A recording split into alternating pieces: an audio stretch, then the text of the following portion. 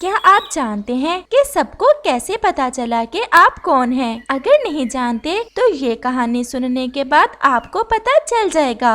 आज तो बहुत दिनों बाद ताजा ताजा अंडा मिला है पीने को। मुझे तो आज बहुत मजा आने वाला है। वो उल्लू उस अंडे को पीने ही वाला था कि पीछे से एक चील आती है और उस उल्लू को उठाकर बुलंदी में ले जाती है और गायब हो जाती है। शिकारी तो आज खुद ही शिकार बन गया। मुझे भी आज ताजा ताजा मांस बहुत समय बाद मिला है। मुझे छोड़ दो, मुझे छोड़ दो। मैं कोई साधारण पक्षी नहीं हूँ, मैं भी उल्लू हूँ। सब पक्षी डरते हैं मुझसे। परंतु आज तुम बूढ़ी चील के पंखों में लगे हो, किसी साधारण पक्षी के नहीं। ऐसा कहते हुए वो चील उस उल्लू को मार देती है और खा जाती है। मौसम तो गर्मियों का था, परंतु आसमान पर कुछ बादल होने के कारण उस अंडे पर धूप इतनी ज्यादा ना थी। वो अंडा तो जोर जोर से हिलने लगता है और फिर टूट जाता है और एक सुंदर सा छोटा सा बच्चा उस अंडे से बाहर निकलता है, जो ये नहीं जानता था कि उसकी मम्मा कौन है, पापा कौन है, वो कहाँ है, वो कैसे अपने जीवन की शुरुआत करे। वो इधर उधर देखता है, परंतु उसे कोई भी नजर नहीं आता। वो आवाज जो मैं हर समय अंडे में सुना करता था, वो किसकी थी? कौन था वो जो मुझसे अंडे में घंटों बातें करता था? और अब मैं अंडे से बाहर आया तो मेरे पास कुछ भी नहीं है। कुछ ही देर बाद उसे धूप ज्यादा महसूस होती है और वह बच्चा पास में ही नदी के पास बड़े पेड़ के नीचे जाकर बैठ जाता है। फिर वहाँ कबूतर आ जाता है, जिसे देख वो बच्चा तो पत्तों में छुप जाता है। वो उसे देख रहा था। कबूतर भी पानी पी लेता है। वो उड़ने ही वाला था कि उसकी नजर पत्तों में छुपे उस छोटे बच्चे पर पड़ जाती है। ये तो कोई छोटा बच्चा है, और ऐसे अकेले ये बच्चा इस नदी पर क्या कर रहा है? इसे तो अभी उड़ना भी नहीं आता होगा। छोटे बच्चे, आप कौन हो और यहाँ क्या कर रहे हो? मैं तो अभी थोड़ी देर पहले अंडे से निकला हूँ। मैंने जब अपनी आँख खोली तो मेरे पास कोई भी नहीं था। जब मैं अंडे में था तो कोई मुझसे बातें करता था, वो भी मुझे नजर नहीं आया। मुझे तो कुछ पता नहीं मैं कौन हूँ। ये सब सुनकर कबूतर को समझ आ जाती है कि ये बच्चा जिस अंडे से निकला है वो जरूर अपनी माँ से बिछड़ गया होगा। आप एक चिड़िया के बच्चे हो, और जो अंडे में आपसे बात करती थी वो आपकी माँ थी। मैंने इस जंगल में सबसे पहले आपको ही देखा है। क्या आप मेरी माँ हो? नहीं। तो फिर मेरी माँ कहाँ है? ये बच्चा तो अभी कुछ भी नहीं जानता, परंतु मैं इसे अपने साथ भी तो नहीं लेकर जा सकता। मुझे क्या पता कि एक छोटे बच्चे को कैसे पालते हैं। आप यहीं छुप कर बैठ जाओ। जो भी पक्षी यहाँ पानी पीने आए, आप उसकी आवाज सुनो, और फिर जो आवाज आपको आपकी मम्मा की लगे वही आपकी मम्मा होगी। ऐसा कहते हुए कबूतर वहाँ से चला जाता है। तो फिर जो अंडे में मुझसे बातें करती थी उसे माँ कहते हैं। अब मुझे अपनी माँ की खोज करना होगी। वो बच्चा ऐसे सोचता है। ऐसे ही वहाँ कालू कौवा और गोरी कव्वी आ जाते हैं। कालू जी, सुना है पहाड़ों पर कोई उल्लू रहता है जो छोटे बच्चों को और अंडों को उठा ले जाता है। हमें क्या? हमारा ना तो छोटा बच्चा है और ना ही अंडा। हमें काहे का डर? हमें तो वो मार नहीं सकता। ये आवाज भी मेरी माँ की नहीं है। ऐसा भी तो हो सकता है मैं भूल रहा हूँ। मैं इनसे पूछता हूँ। मैं अभी बहुत छोटा हूँ, आप मुझे मारना ना। बस मुझे यही पूछना है कि आप दोनों में से कोई मेरी माँ तो नहीं है? कालू, ये बच्चा यहाँ कैसे? तुम कौन हो और यहाँ क्या कर रहे हो? सब यही पूछते हैं। मुझे नहीं पता मैं कौन हूँ। मुझे तो अपनी माँ की खोज है, वही बता सकती है मैं कौन हूँ। जो तुम्हारी माँ होगी उसके पंख तुम्हारे जैसे ही होंगे और आवाज भी। हम में से कोई भी तुम्हारी माँ नहीं है। मुझे भूख लगी है।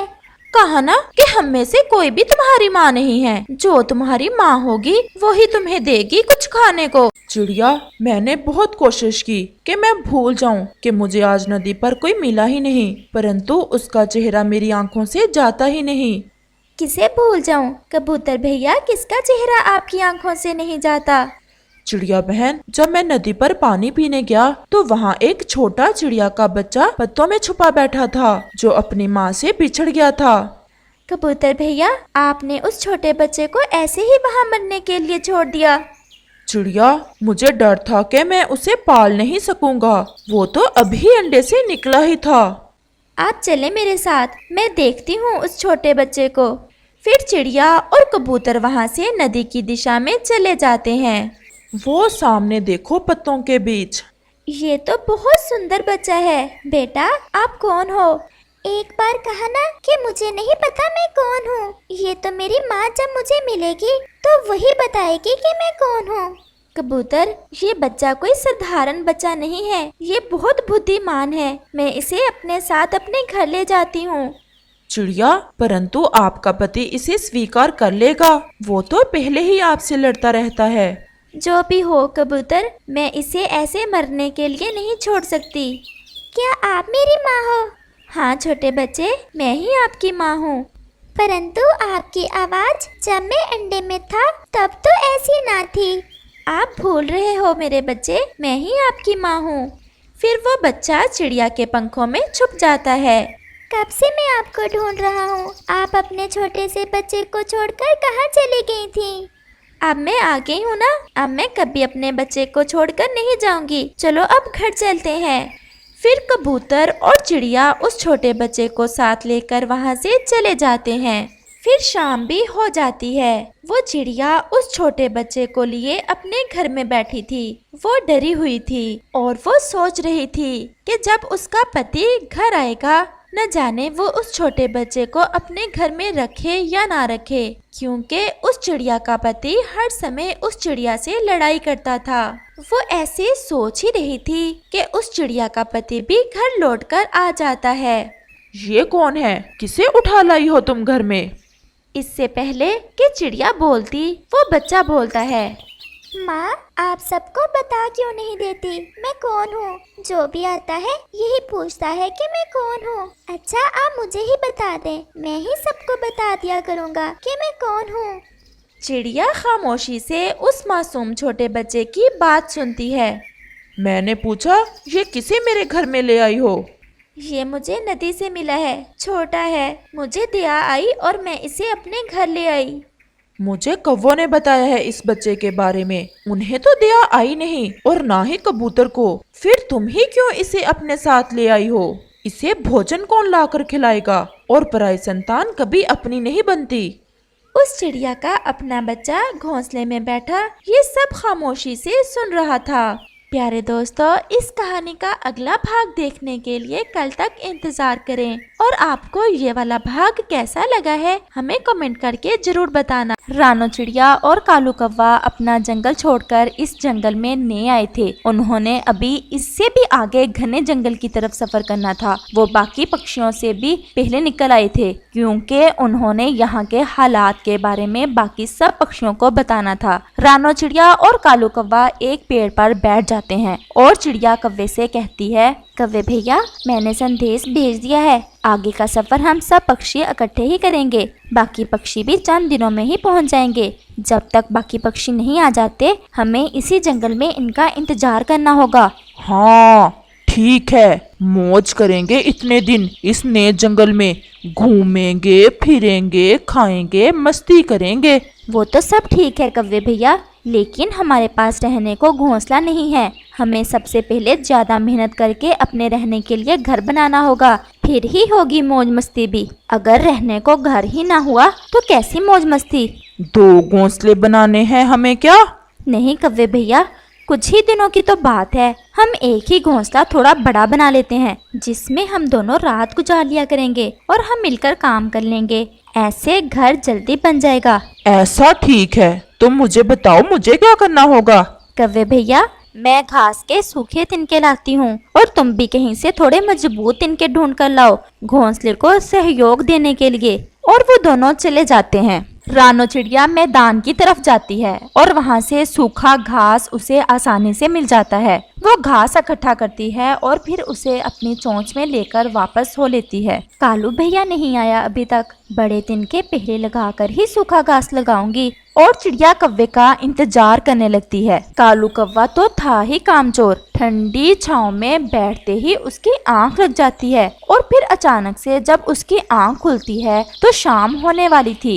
बहुत मजा आ रहा था सोने में, लेकिन रानो चिड़िया इंतजार कर रही होगी। अभी तो मैंने तिनके भी नहीं ढूंढे, कहाँ जाऊं अब मैं? पास में ही चंद तिनके पड़े थे, लेकिन उन पर कांटे थे। इन पर तो कांटे हैं, लेकिन मैं इन्हें ही ले जाता हूँ। अगर चिड़िया को पसंद ना आए तो खुद ही ले आएगी जाकर। अब मैं कहाँ से ढूंढता फिरूं? और कौवा वहीं कांटों वाले तिनके इकट्ठे करके ले जाता है। कौवे भैया, कब से गए हुए हो तुम? इतनी देर कर दी। थक गया हूँ, सारा जंगल ढूंढा, कितनी मुश्किल से मिले हैं ये तिनके। अरे ये क्या कौवे भैया, ये तो कांटे वाले तिनके हैं, इन्हें तो घोंसले में नहीं लगाते। मुझे तो यही मिले थे, मैं ले आया। चलो कोई बात नहीं कौवे भैया, अब आप जल्दी से जाओ और कपास ले आओ। मैं थोड़े सूखे पत्ते जमा करती हूँ, आप जल्दी आना।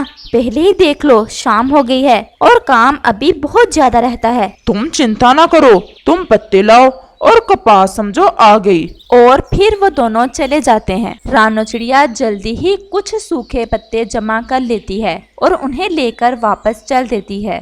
दूसरी तरफ कालू कौवा जो कपास लेने गया था, इसकी नीयत फिर से खराब हो जाती है। वाह, कितनी नरम नरम है कपास, मजा आ गया। थोड़ा लेटकर मस्ती करता हूँ कपास पर, अभी कौन सा चिड़िया आई होगी। और वो कपास पर लेटकर उछलने लगता है। बहुत मजा आ रहा है। और फिर ऐसे ही नरम नरम कपास में खेलते खेलते कौवे की आंख लग जाती है और वो सो जाता है। रानो चिड़िया कौवे का बेसब्री से इंतजार कर रही थी। अब तो रात हो गई है, सब ठीक हो, कौवा पता नहीं क्यों नहीं आया अभी तक। चिड़िया बहुत इंतजार करती है, लेकिन कालू कौवा कैसे आता? वो तो नरम नरम कपास में सोया खर्राटे ले रहा था। अब मुझे रात ऐसे ही इसी पेड़ पर गुजारना होगी। सुबह होते ही जाऊंगी कालू कौवे को ढूंढने। और फिर ऐसे रानो चिड़िया इस पेड़ पर बैठकर ही रात गुजारती है। ऐसे ही सुबह हो जाती है। आज शाम तक तो घोंसला बन ही जाएगा। मैं अब कौवे को ढूंढती हूँ, वो कहाँ चला गया। और फिर रानो चिड़िया कालू कौवे को ढूंढने चली जाती है। रानो चिड़िया कालू कौवे को ढूंढते ढूंढते पहाड़ों की तरफ चली जाती है और देखती है कि कौवा कपास में घुसा मीठी नींद सो रहा था। कालू, अगर यहाँ अच्छी नींद आनी है तो मुझे क्यों जलील कर रहे हो? रात से तुम्हारा इंतजार कर रही हूँ और तुम यहाँ खर्राटे ले रहे हो। नहीं नहीं नहीं, घोंसला तो जरूरी है, वो बस मेरी आंख लग गई थी। चलो मैं उठाता हूँ थोड़ी कपास। और वो दोनों कपास लेकर वापस हो लेते। जल्द ही वो पहुँच जाते हैं। कौवे भैया, थोड़ा सा पानी भी चाहिए, ले आओगे ना? वो भी मुझे ही लाना होगा। असल में बात यह है कि रानो चिड़िया, मैं रात एक तरफ ही मुंह करके सोया रहा, उससे मेरे इस पंख में थोड़ा दर्द है। अगर तुम ही ले आओ तो मैं घोंसला बनाने में तुम्हारी मदद करूंगा। ये सामान सारा इकट्ठा हो जाए बस एक बार। और फिर चिड़िया पानी लेने चली जाती है। ये चिड़िया भी पागल है, इसे क्या पता कि काम करना मेरी शान के खिलाफ है। मेरे तो बड़ों ने कभी काम वाम नहीं किए, मैं कैसे करूंगा ये काम। चिड़िया थोड़ा पानी लेती है और वापस आ जाती है। आगे चिड़िया रानी, अब क्या करना है? अब इस सूखी घास, पत्तों, तिनकों और कपास की मदद से हमें घोंसला बनाना है। लेकिन मेरी माँ तो कांटों का ही घोंसला बना लेती थी, मुझे तो उसके अलावा और कुछ नहीं आता।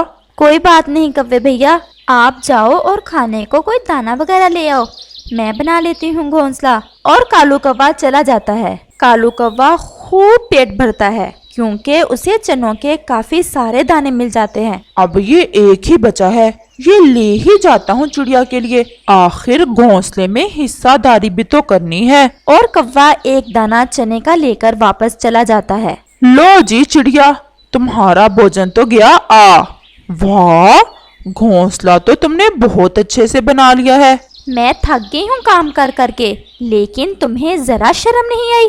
मेरे लिए बस एक दाना चने का लाए हो और अपना पेट दबा दबा कर भरते रहे होगे।